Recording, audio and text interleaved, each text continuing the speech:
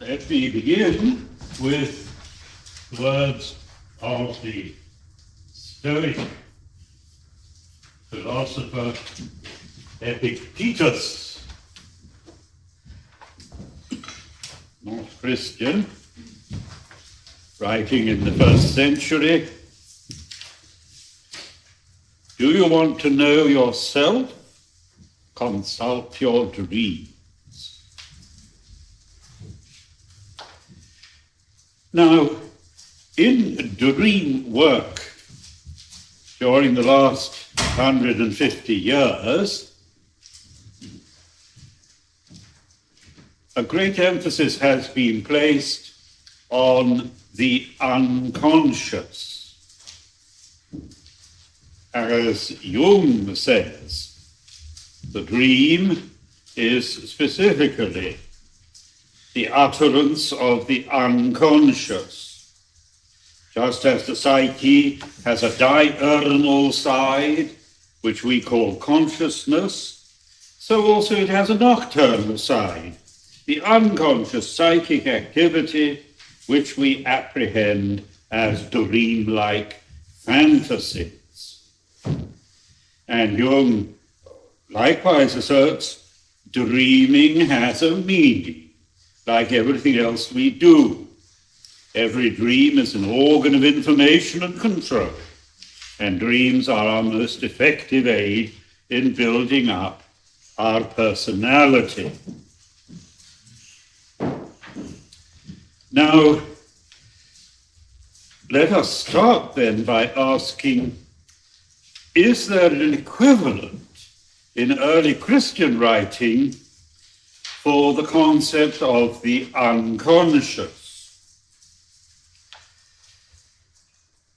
If we are interpreting the question strictly, the answer is no. The modern notion of the unconscious is specifically the fruit of developments in Western European thinking since the late 17th century, and it has no exact parallel in the ancient world. Yet, if we look more deeply, we might be inclined to answer yes. We should avoid the temptation to reify the unconscious, to treat it as a kind of distinct object or thing. As Jung himself said, the concept of the unconscious posits nothing. It designates only my unknowing.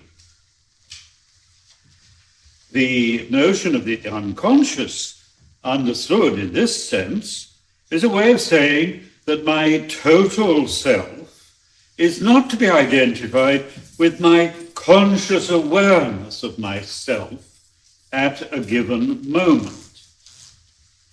Now, if that is what the unconscious means, then the Greek fathers agree with modern psychology. For it is a recurrent theme in early Christian writers that we are a mystery to ourselves. Gregory of Nyssa, for example, asks, has anyone ever understood his own intellect? The word he uses there is nous. And he answers no.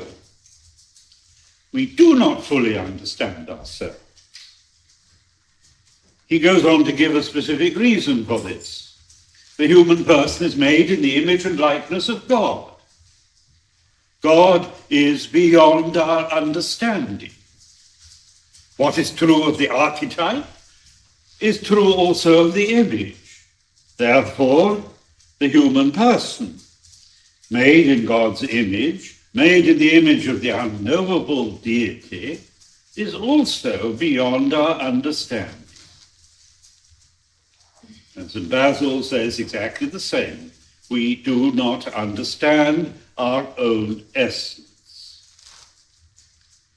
Consider equally what is said about the heart in the Macarian homilies, which date from the late 4th century.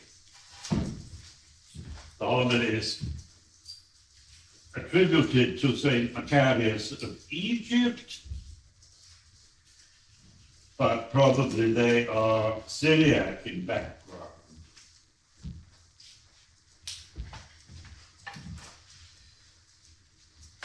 We are told there, in the heart are unfathomable depths.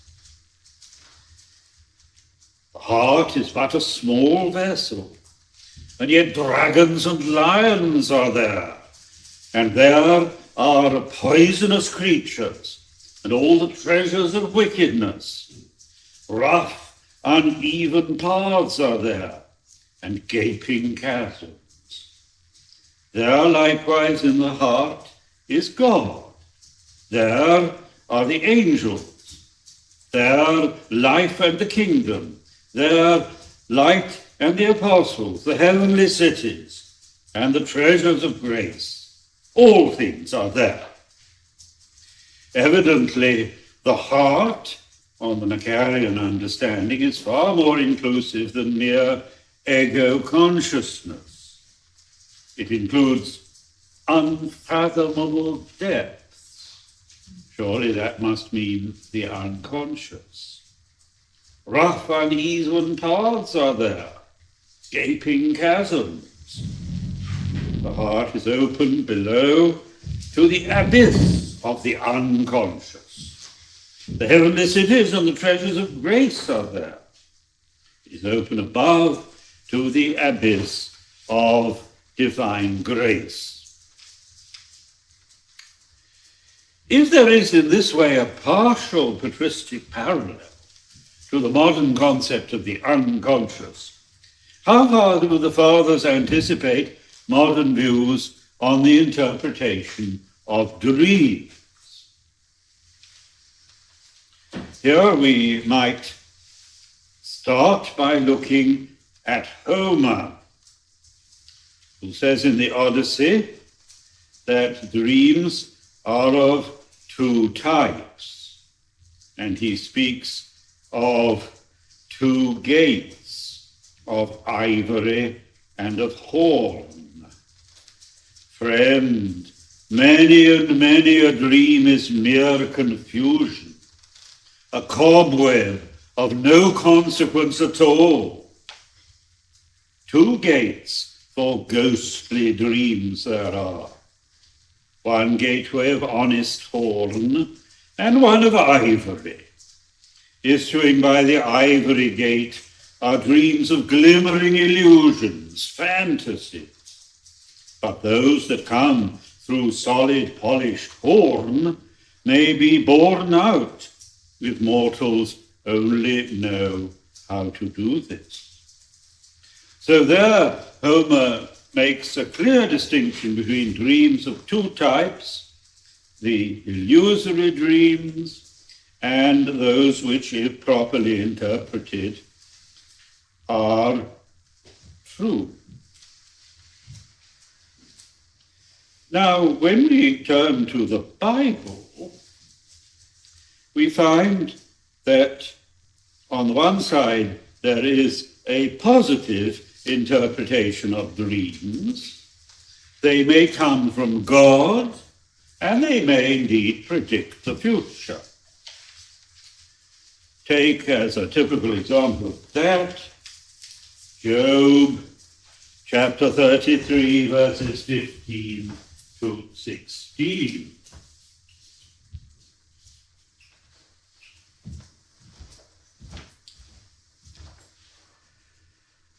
In a dream, in a vision of the night, when deep sleep falls upon humans, while they slumber on their bed, then God opens their ears and terrifies them with warnings.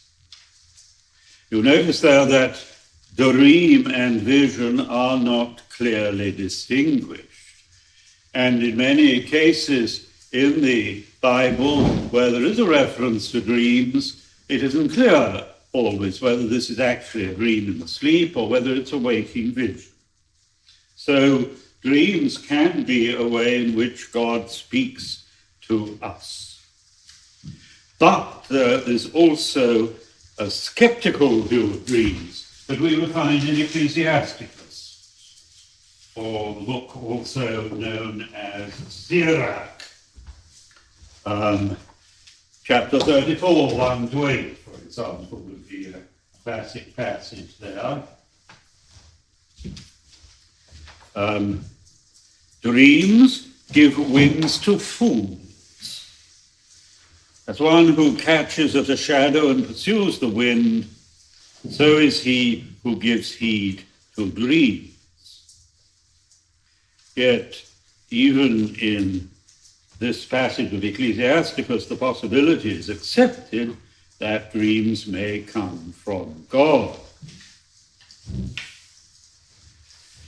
So then, ambivalence here. Dreams may be simply nonsensical, but they may have a meaning. And we have in the Old Testament a number of notable occasions where dreams play an important part. Jacob's ladder, Genesis 28. The story of Joseph in Genesis 37 and 40 to 41. Joseph dreams of the sheaves, of the sun and moon. He interprets correctly the dreams of Pharaoh's butler and baker and of Pharaoh himself. And another important place for dreams is in the book of Daniel, when Daniel interprets Nebuchadnezzar's dreams. So basing yourself on the Bible, you cannot simply dismiss dreams as meaningless. In the New Testament, the role of dreams is rather limited. Most of the stories concerning dreams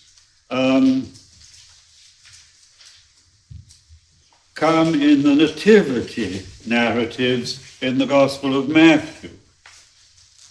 Joseph is told of the virgin birth in a dream. Matthew 1:20. He's told in a dream to flee to Egypt. The wise men are warned in a dream not to go back to Herod. Later on, Joseph is told that he may return from Egypt. He's told in a dream not to go back, however, to Bethlehem, but he goes to Nazareth. And in these accounts of dreams, it is said that the angel of the Lord spoke to Joseph and the others in a dream. So there we see the role of angels in dreams. Dreams do not perhaps come directly from God, but they are communicated to us by the angels. Outside the first two chapters of Matthew, there aren't many other references to dreams. There is one later in Matthew where the wife of Pontius Pilate sends him a message, "Have nothing to do with this just man, for I have suffered many things this night in a dream." So she tries to dissuade Pontius Pilate. And later on in Acts 16:9, a man of Macedonia appears in a dream to St. Paul and says, "Come over into Macedonia and help us." It is interesting that in the Old Testament, dreams are symbolical and have to be interpreted. But in the New Testament, the message given by dreams does not seem to be symbolical. It is direct and explicit. In the Jewish Talmud, it is said that dreams constitute 1/60th part of prophecy. So that means they're not terribly important. But in the Talmud, the daily prayers used by Jews, there is a prayer for good dreams. And I think that might be useful to circulate among Christians as well.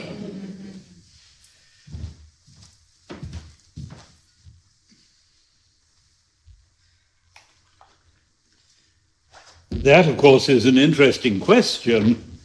Why do apparently good people often have very bad dreams? Why do we sometimes do things in our dreams that we would never think of doing in our waking life? The modern psychoanalyst will say compensation. You are suppressing the shadow side in yourself. You refuse to acknowledge that you're not actually quite such a nice person as you think you are. The ancient world of the Greek fathers would have had a different explanation. They would say that these shocking dreams that very virtuous people have are in fact from the demons. And that gives us another possibility. Basically, in the early Christian interpretation of dreams, you have three possibilities. Dreams may be good, and they may come from the angels. Dreams may be bad, and they come from the demons. I don't think in the New Testament there's any instance of a dream coming from demonic powers. Or thirdly, dreams may simply be nonsensical and may have no significance at all. A writer who attaches particular importance to this third possibility is Gregory of Nyssa in his work on the creation of the human person. Dreams, he says, are full of fantastic nonsense, of absurd and impossible situations. And he excludes the notion that dreams might accurately predict the future. In sleep, he says, the highest part of the soul, the intellect or nous, is inactive.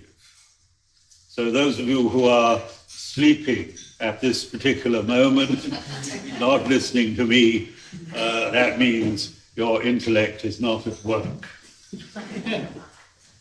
The nutritive part of the soul, the lower part, takes over.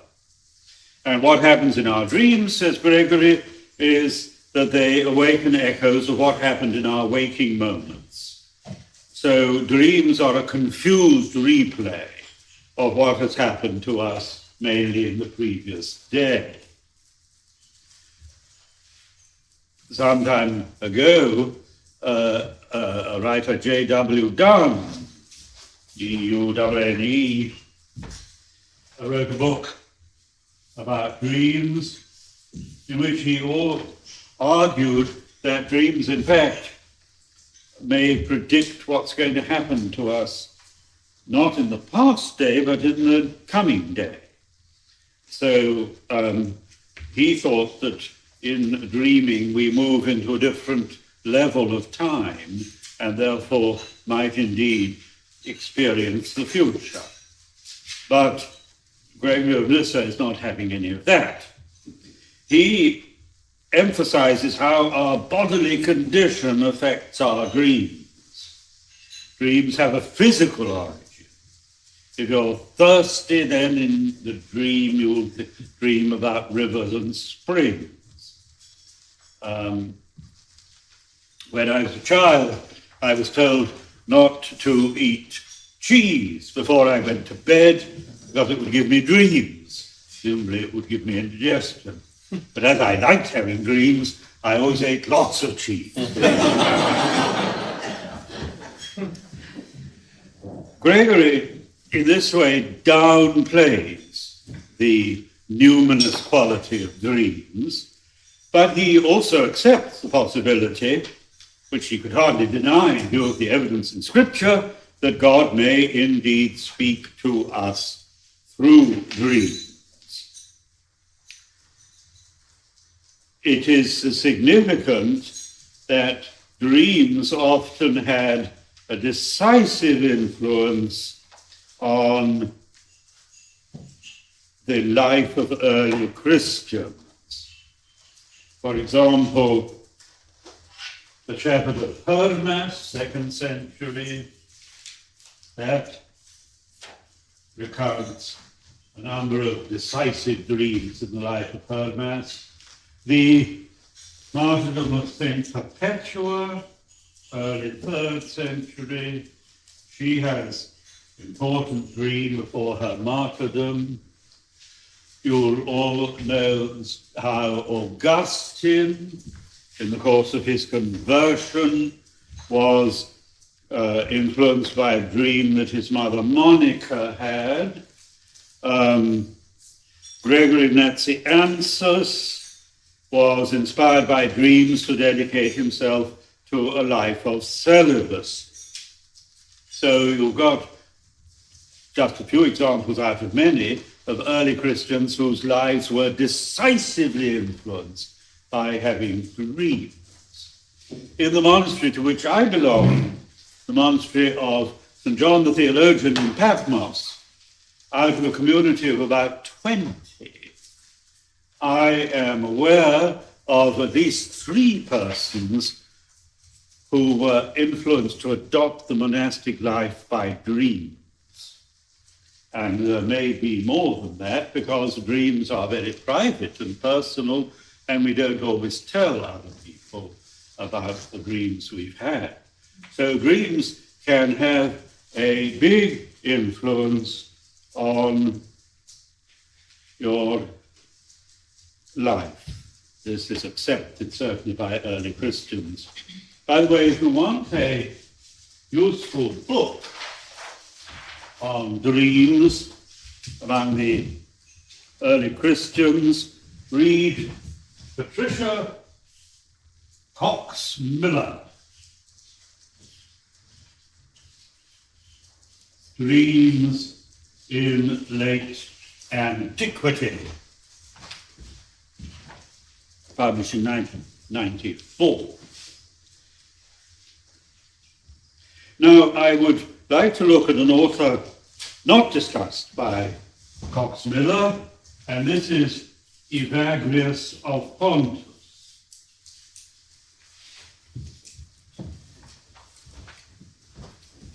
He lives in the second half of the 4th century.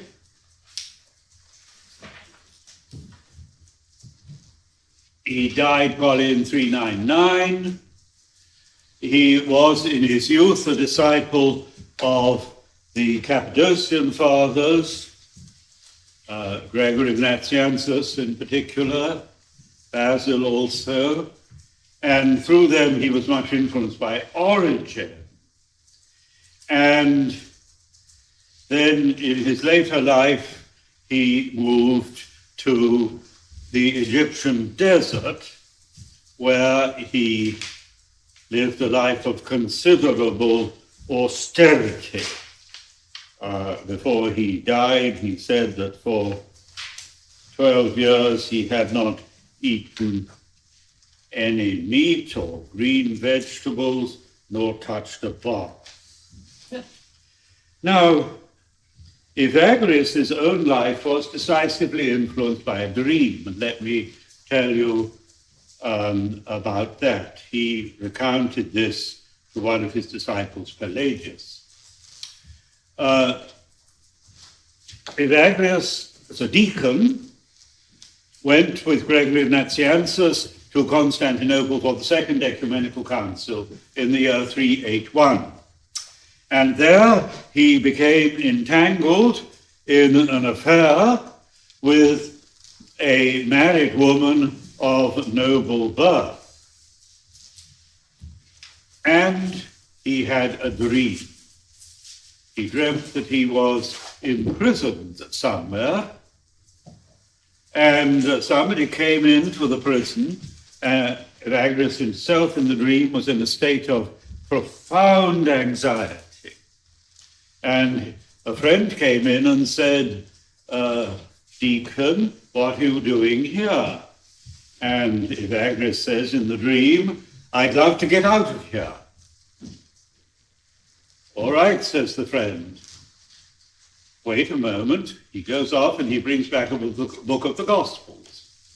"Swear," he says, "on the book of the Gospels that you will leave the city of Constantinople immediately." Evagrius swears. Then he wakes up. His first inclination is to say it was only a dream. But then he says, "I did swear on the book of the Gospels, so I am bound by what happened." Therefore, he leaves on the very same day from Constantinople without saying goodbye to his lady friend, and he takes a boat to the Holy Land, and he settles for the time being on the Mount of Olives,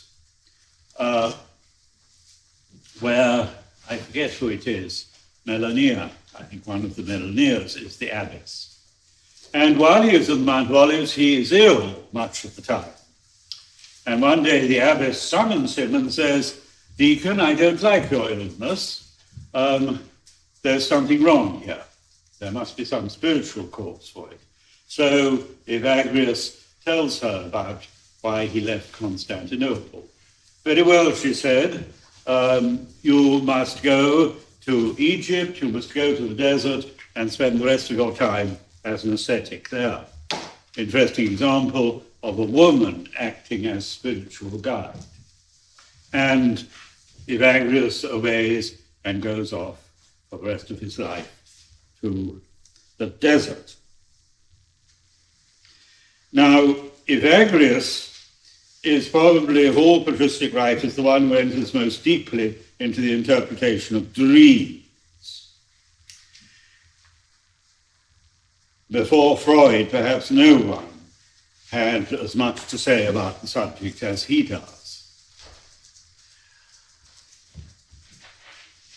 Though he's drawing on classical authors like Aristotle and the Stoics.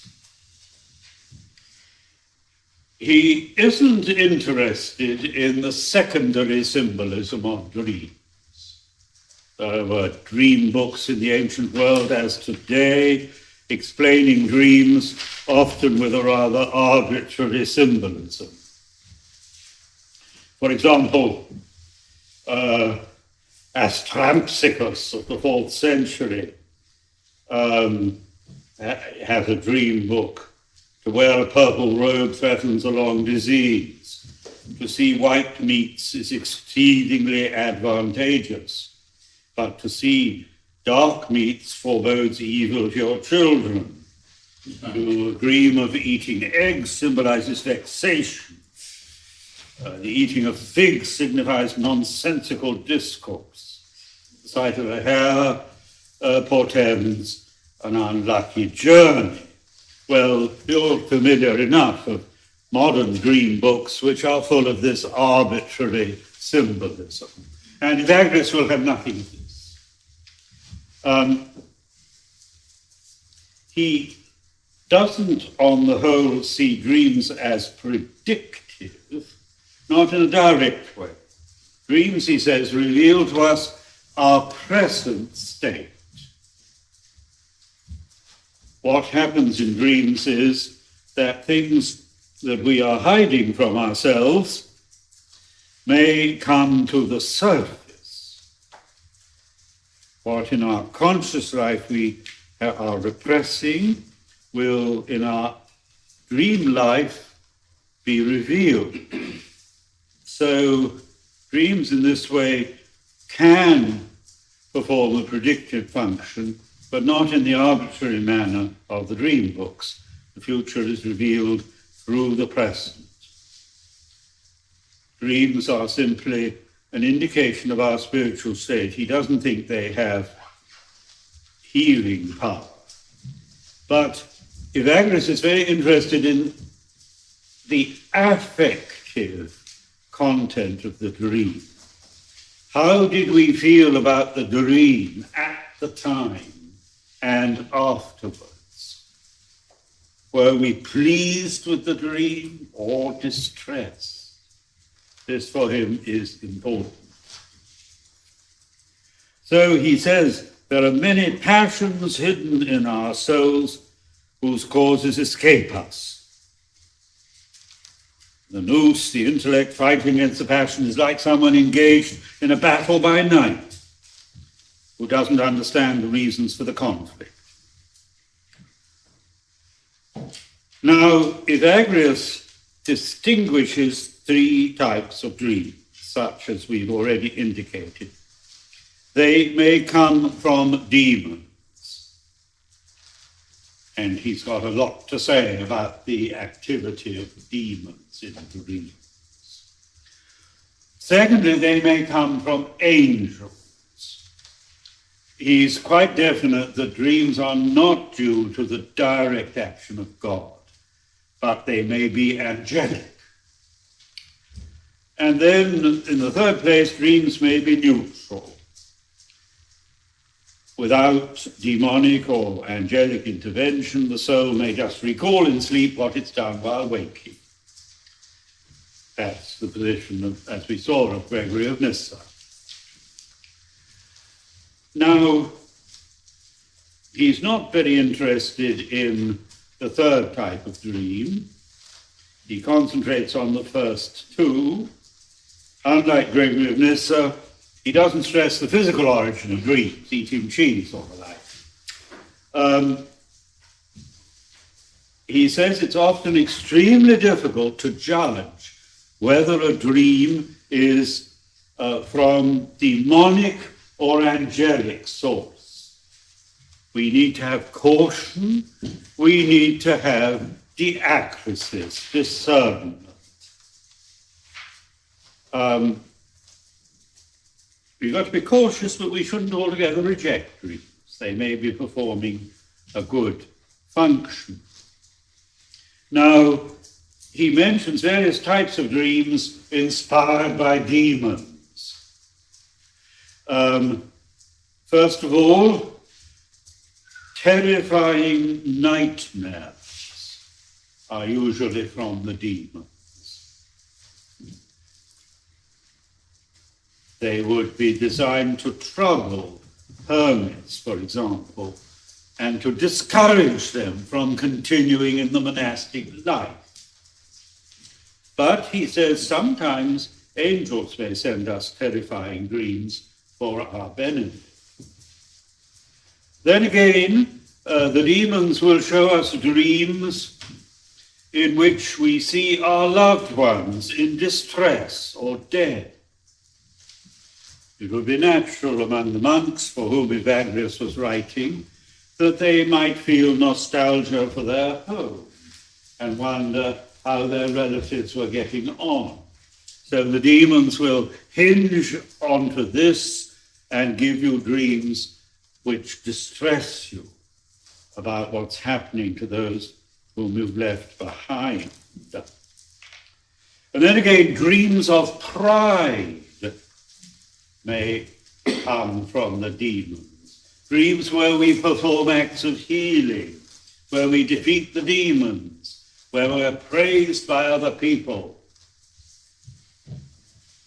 I don't think Evagrius specifically mentions a thing which often we like to imagine and might come into our dreams, which is that at our funeral, all kinds of people come and they're all weeping and very distressed.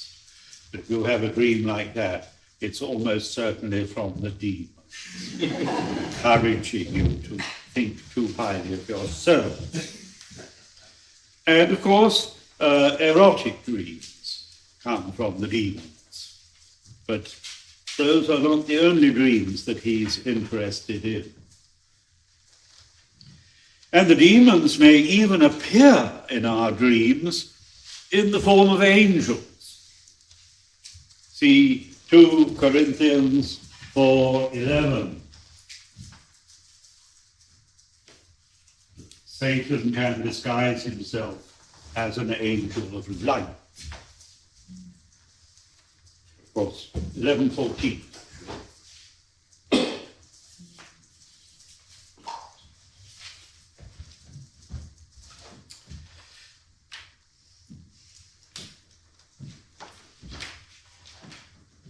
I don't think Evagrius mentions the test of getting the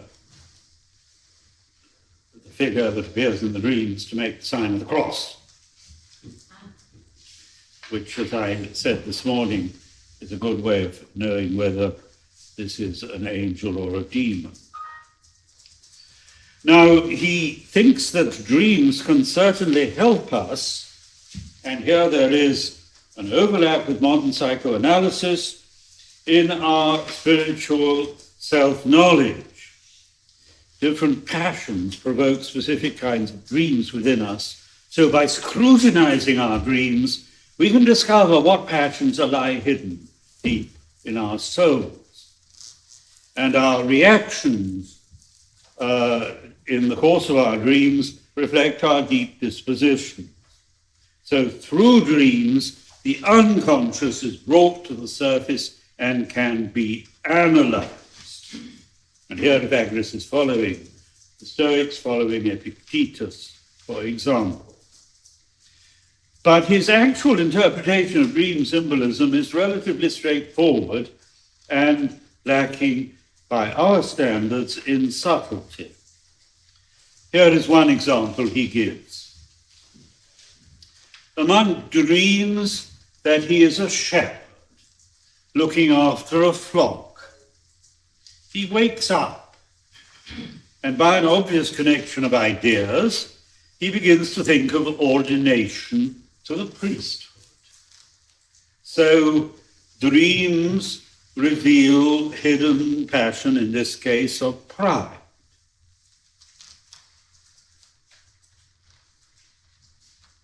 They bring out what we are suppressing. That's Evagrius' position. And Evagrius doesn't imagine that in any simplified or naive fashion we can regulate our dreams. In modern psychology, it is emphasized that the content of our dreams is highly unpredictable. But he does believe that at a certain point in spiritual development, we can control our response in dreams. Not necessarily control the content of our dreams, but control the way in which, during our dream itself, we react against it. He accepts that morally good people, as I've mentioned, may often have highly immoral dreams, but where Jung would have explained this by compensation, he explains it by the demons. It is the demons. But at a more advanced stage of spiritual development, he says, although the demons may still provoke evil images within our dreams, we won't react to them.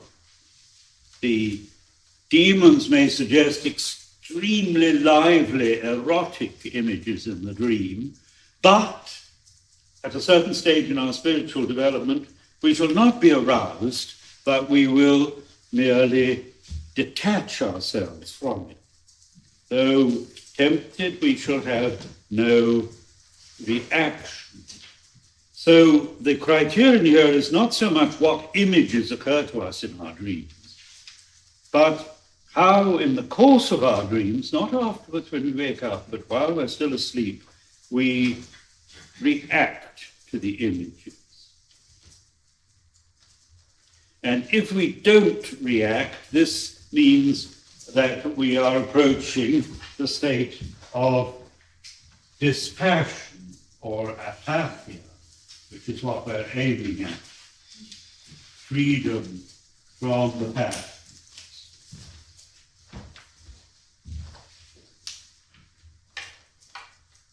It is a proof, he says, of apathia when the intellect begins to see its own light and when it remains tranquil in the presence of images occurring in sleep.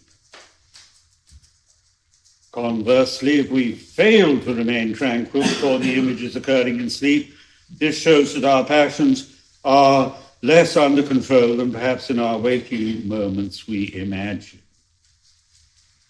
So Evangelist doesn't consider that dreams can be directly manipulated, but he does consider that grace attained in the conscious life gradually penetrates the unconscious and transfigures it, and this becomes apparent in our dreams.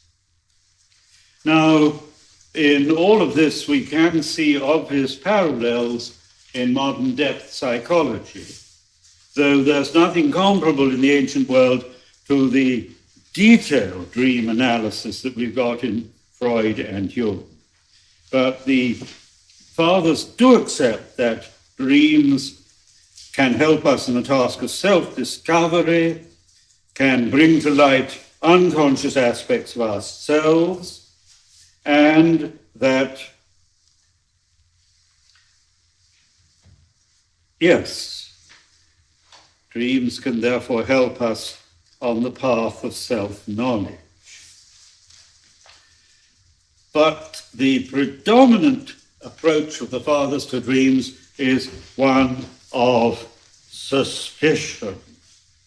Typical example, one of the two old men of Gaza, Barsanuphius the Great, early 6th century, is asked, should I trust a dream if it comes to me 3 times in succession? And Barsanuphius answers bluntly, no, you should not. So caution towards dreams is urged throughout the patristic texts. I've said there are parallels in the fathers to the modern idea of the unconscious and to the modern approach to dreams as helping us in self-analysis. But I should note in conclusion that in people like Evagrius and others, there's no parallel to Jung's theory of the collective unconscious. That doesn't come in the fathers. And you don't have Jung's idea of archetypes appearing in the fathers either. So the parallels are by no means exact. Thank you.